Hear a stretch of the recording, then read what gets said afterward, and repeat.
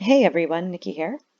I am just going to jump right in and show you a quick overview of how Sling is going to work for the scheduling at Splash Gallery. There's some other cool stuff we'll be able to do with the system down the road, but for today, all I'm really worried about is showing you how to view your shifts and how to swap or trade shifts if you need to get coverage or if you're just making a schedule change with someone else. So the first thing to note when I log into the system is that immediately I'm going to come to my dashboard. So here I can see on my dashboard view that I'm getting a little rundown of activities that have gone on in the system. If I were using the chat function, I would see it there as well. But today all I've got is some scheduling stuff because that's all I'm really worried about today. The first thing I'm going to do when I want to jump in here and see when I'm working and what's going on is I'm actually just going to come over to the next menu item here up top by clicking on Schedule. Now, when we look at the calendar in Sling, it's actually really cool that we can filter it out a couple of different ways. So by default, the first version is My Schedule. Now, bear in mind, I haven't scheduled much in here yet, and I'm paying Laurel to work some of my shifts usually. So when I look at my calendar, I'm seeing that I don't have too many shifts assigned. However, I did go ahead and put a couple in for the training so that I can show you how this would work. The other thing I can do when I'm looking at the schedule view, and I'll just do this before I get too close into the details, is I can actually go to the full schedule view. So instead of just looking at what I'm working, this is going to show me the standard calendar view like we're used to in the old system, where I can see everyone's shift and everyone that's working. Now, a cool thing that might look confusing at first, but is actually really, really handy, is that you're always going to see two names assigned on each and every shift. Now, if you're working your own shift, it's going to be the same name twice. But if you're covering a shift, for example, it looks like Laurel here is working for Janet, we're going to see both names. Now let me explain why that is. For every shift that we've got, we want to keep track of who's working it, but more importantly, for the way that the gallery works and our membership works, we want to know whose shift this is assigned to. So I don't care who ends up working it ultimately, if Jan works it, if she pays someone to work it, if she trades with someone else. We just want to make sure that every member has the correct number of shifts that they're assigned to work for each given quarter or period of time that we're tracking. So the neat thing is when I go to manage my shifts and trade them around, this is already set by default, whoever owns the shift originally. So for example, I take a peek at some of my scheduled shifts down here. Here's one that I'm working. I don't have to input this. By default, it's already going to say that this is a Nikki shift, right? This is being assigned to me. This counts towards my shifts for the quarter. But if I decide I want to trade this shift, for example, let's say I suddenly realize that January the 25th, something came up. I need to get someone to work for pay. I would still deal with coordinating that, through emails or text or call, just like we normally do. But once I've figured out who's going to take it, I can just come in here and hit this little dot, dot, dot, which is going to give me some options to take action with the shift. Now, for our purposes, we're not really going to use this makeshift available because I still want to make sure it's my shift and it's getting credited to me. I can, however, offer it to someone else, giving them the option to accept or decline my offer, or I can do a shift swap if I know there's a specific date that we're going to trade for. This means we won't have to deal with the old system like we did of, oh, well, I'll go change mine and you go change yours, and don't forget to put in parentheses that you're working for me. No, no, no, we don't need to do any of that. So let me just show you how that works actually.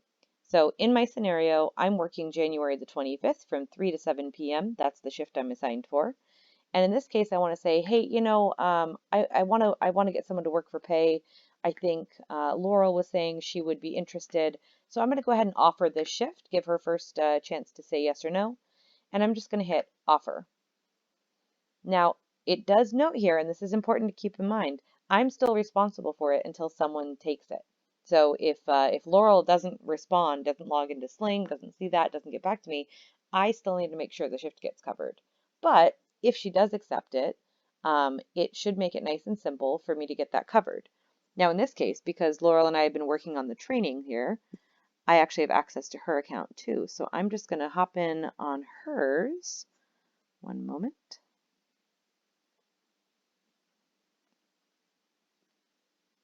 And accept it. And now what has happened, I can see it's loading up here because it just got some new info. I'm actually going to see that for the shift on the 23rd, Laurel has just accepted it, and that would pop up in my dashboard. as a notice, letting me know that that had happened. It looks like because I have both systems open, I probably got the wires crossed a little bit, but in principle, it all works in pretty real time, and we'd see that updating right away. So if I were to come back in and look at this one, I would eventually see, oh, yep, there it is. Laurel has accepted my offer. It's just waiting manager approval. We'll eventually get to the point where we don't need manager approval for stuff, but for today and the training purposes, we've still got that on there. But for my part, that's all I have to do. All I had to do was offer. All Laurel had to do was hit accept, and then we're good to go and we're done.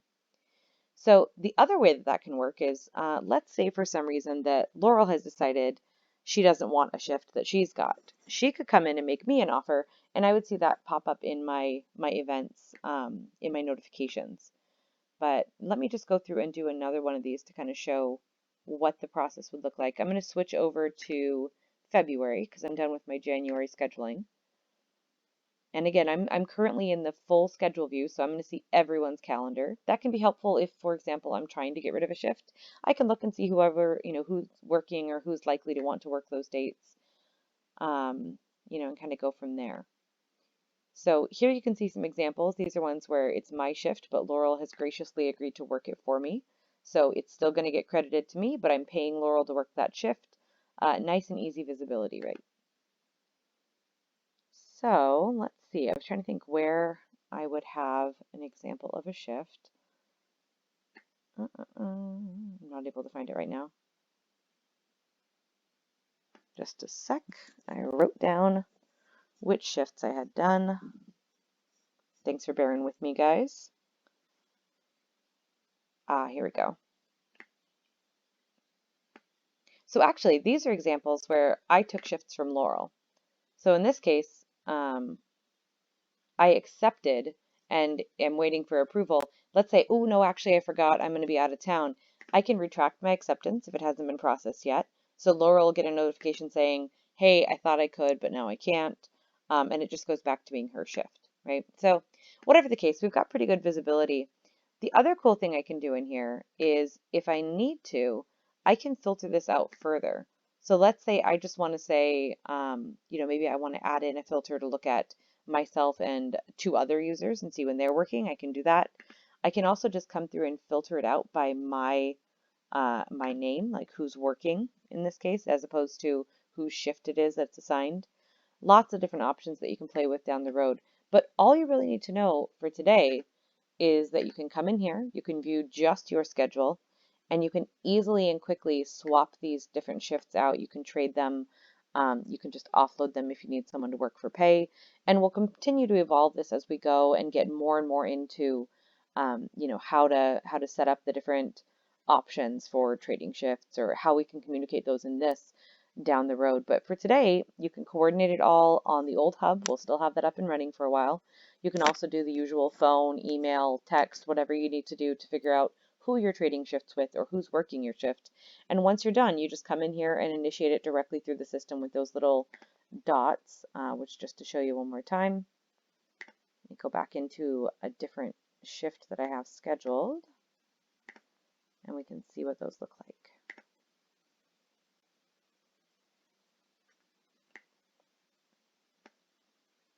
So here's one of my shifts that I've got. Oh, this is the one that Laurel has accepted, but let's say for some reason I realize I can actually work it. I can cancel that offer. All kinds of different stuff, right? So we've got some options, you've got some flexibility. It can go back and forth. And the beauty of it is, even after we do trade, I'm always going to have visibility about whose shift it actually is. Even if, one of us had to pass on a shift we agreed to work for another artist, you could pass it on and pass it on as many times as you want. It's still going to count as that person's shift if they're the one who was responsible for it and who is paying someone to cover it. So anyway, I know that kind of rambled. Hopefully that was helpful. When you log in, the only things you really need to worry about today, you can worry about that dashboard where you can kind of get the notifications, you can check your schedule, and that's really all you have to worry about today. Just as a little footnote, if you are still interested in hanging in there with this rambling recording, I did want to point out that you can also update some things in your settings that would be very helpful, specifically in the notifications.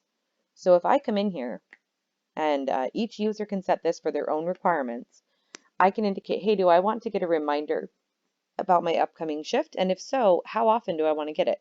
Do I want to get it 60 minutes before, just an hour before? I live right up the hill, so that might be enough for me. Or do I want to get it a couple hours before, right? Or even a day before? I could set it for 24 hours. Whatever the case, you can really customize this, and that'll allow the system to push it to you via a number of different factors. So, for example, this is actually a great opportunity. I haven't got mine set up on mobile yet, but I do want to get mobile notifications. I want it, I've got the app on my iPhone. I want it to go ahead and ping me and remind me via text message. And this is where it pushes the to the mobile device on the app, right? So I can get a text message, that's the SMS, or I can get it pushed through the mobile device on the app. I can also choose to have it emailed, but in my case, since I know I'm already having it notify me through a text message and through the mobile application, I'm not going to worry about an email as well. I can always log in and check it out, but I'll be getting those notifications. I can also set up some other specifications here. Do I want to get an email anytime someone posts something on my dashboard? Do I want to get a mobile alert when something is posted on my dashboard? That could be anything from someone accepting my shift to a new shift opening up. We won't have that much, but for example, if a member suddenly had to leave and we had some openings that we had to fill, we might utilize that role, that function down the way.